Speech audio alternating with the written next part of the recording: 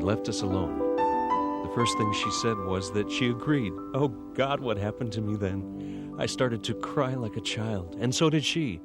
Only her expression changed. Her face brightened and took on an aura of peace. So writes Nicholas Romanov, heir to the Russian throne, to his mother, April 10, 1894, the day Princess Alex of Hesse agrees to his proposal of marriage. Having met while Alex was being raised at the court of her grandmother, Queen Victoria, a bond of love began to grow between this German princess and the would-be last Tsar of Russia. And the years have made my affection for you grow stronger and deeper.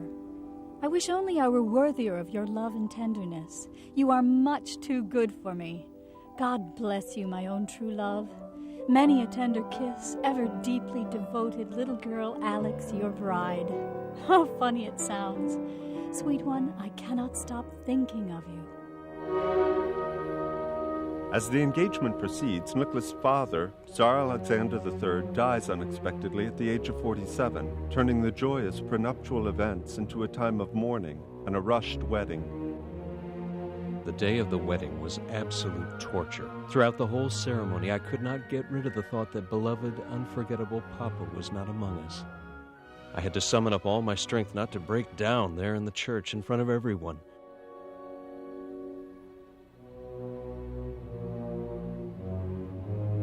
Nicholas II, a reluctant Tsar, rules the mighty Russian Empire that he loves from 1896 until the fall of the monarchy in 1917.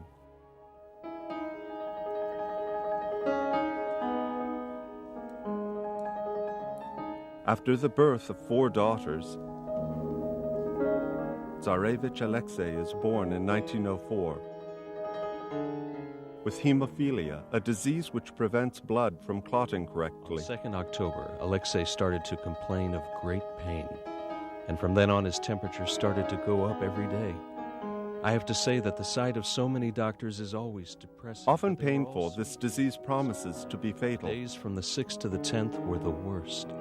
The poor little mite suffered terribly, the pains gripping him in spasms which reoccurred practically every quarter of an hour. He was delirious day and night from the fever, and used to sit up in bed, a movement which immediately brought on the pain again. He was practically unable to sleep or even cry, and simply moaned and repeated, "Lord, have mercy on us all."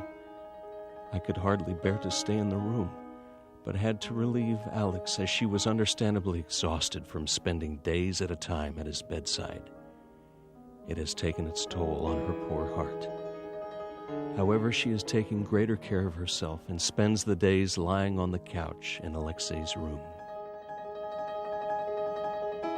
The illness takes its toll on the Empress's health, strength, and endurance, causing her to often avoid ceremonial functions and contact with the people and the court. The problems at home, combined with worries about the state of affairs in the country, keep the young Tsar quite occupied. Relief for the boys seems to come in the form of a strange peasant wanderer who is able to stop the baby's bleeding. Is it a miracle or simply some type of hypnosis? Whatever its cause, the results are the same. The boy is relieved of the great pain.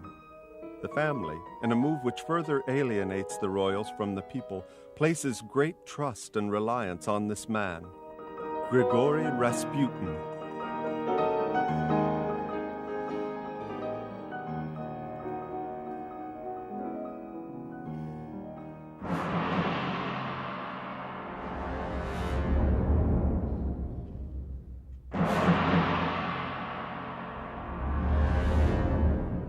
Outside the palace walls, unrest grows among the people. There is an unexpected Russian military loss to Japan. Strikes and disturbances in St. Petersburg spring up. Violence in the form of the assassination of a Grand Duke and the infamous Bloody Sunday massacre. A terrible day. There were serious disturbances in Petersburg. The troops were forced to open fire. There were many killed and wounded. Lord, how painful and how sad. As a result, a Russian Congress, the Duma, is formed. Unrest in the land begins to lessen, and in 1913, the country prepares to celebrate the tricentennial of Romanov rule. Our love is so one with our life. We are so completely united. Nothing can come between us or lessen it. Her hussy stands first, dearest, nearest, holiest, and best in her heart. God bless you over and over again for all your love and everything, and may He richly reward you for all. Patriotism continues to grow and hits a high point as the nation prepares to enter the Great War, World War I. The Imperial Palace is converted into a military hospital, where the Empress gathers her strength to work alongside her daughters to aid the wounded. Nicholas believes his place to be at the head of the army, and makes the decision to go to the front and lead the troops. It is such a joy and comfort to see you well, doing so much work for the wounded. As Rasputin said, it's God's mercy that at such a time you should be able to do and to stand so much. Believe me, my sweet love, do not fear, but be more sure of yourself when you are alone, and everything will go off smoothly and successfully. I kiss you tenderly. Sleep well, and try not to think you are lonely. 20 years tomorrow that you reign. How the years have flown, how much we have lived through together. In thoughts, I see you lying in your compartment, bend over you, bless you, and gently kiss your sweet face all over. Oh, my darling, how intensely dear you are to me. Could I but help you carry your heavy burdens? There are so many that weigh upon you. Nicholas's skill as a military leader is lacking and causes many a defeat for his poorly provisioned armies. Back in the capital, the Duma continues to stretch its powers, which frightens the Empress, who is turning more and more towards Rasputin for advice. The people, confused about this strange hold Rasputin has over the royal family, begin the rumblings of a revolution. So many things worry me. Now the Duma has come together in August, and Rasputin begged you several times to do it as late as possible, and not now. Never forget that you are and must remain autocratic emperor. We are not ready for a constitutional government. I fear I anger and trouble you by my letters, but I alone, in my misery and anxiety, can't swallow what I think my honest duty to tell you. Fancy my wifey helping Huzzy win away. Nothing gives me more pleasure than to feel proud of you, as I have all these last months when you worried me thoroughly to be firm and stick to my opinions. God bless you, my beloved treasure, my sunbeam.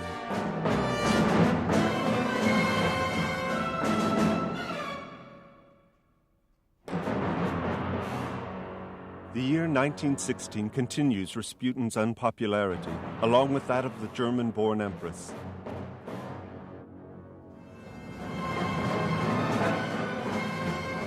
The Russian troops continue to see defeat at the hands of Kaiser Wilhelm's armies, and unrest is growing out of control in the major cities. 3 men take it upon themselves to rid Russia of what is believed to be the major factor undermining the monarchy: Rasputin. Our friend Rasputin has disappeared yesterday. Felix Yusupov had asked him to come in the night.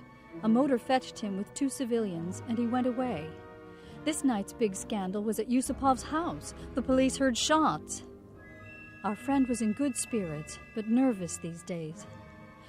Cannot and won't believe that he has been killed. God have mercy, such utter anguish. We witnessed a sad spectacle. The coffin with the body of unforgettable Rasputin, who was killed by some scum on the night of December 17th at the Yusupov house. No one has the right to commit murder. The beginning of the end is 1917. The confidence in the government is lost. The army's morale is at an all-time low.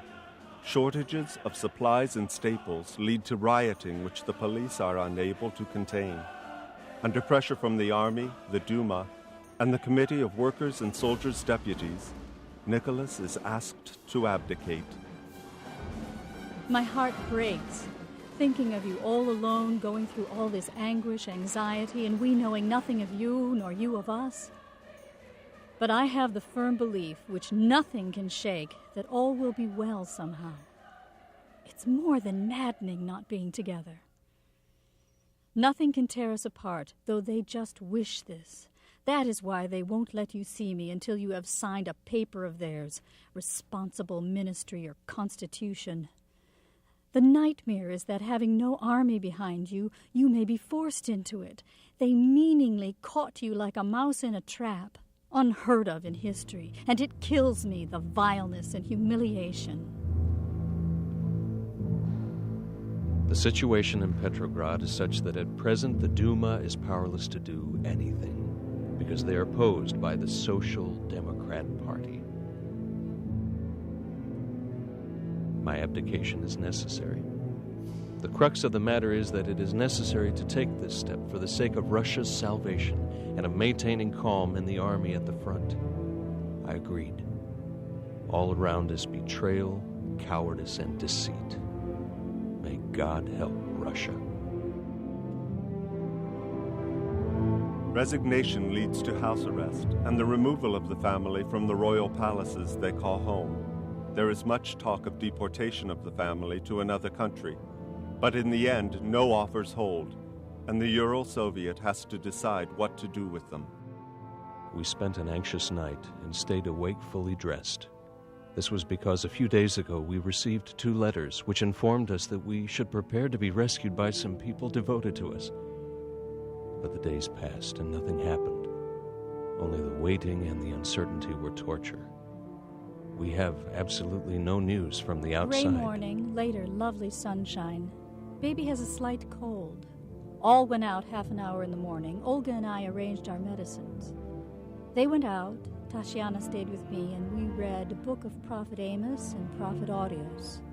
Every morning the commandant comes to our rooms. At last, after a week, brought eggs again for Baby. And it is for Baby's last time. That night, the one-time imperial family of Russia is awakened, told to pack their few remaining things, and are moved to a cellar room.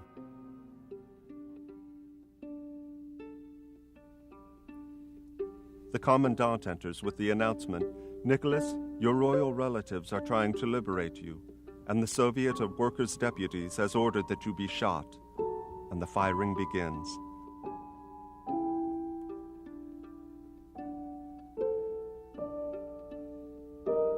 When it ends, it becomes apparent that some of the family are still alive, and the rebels set about finishing them off with bayonets. So ends the lives of this family, as well as 300 years of Russian rule by the House of Romanov.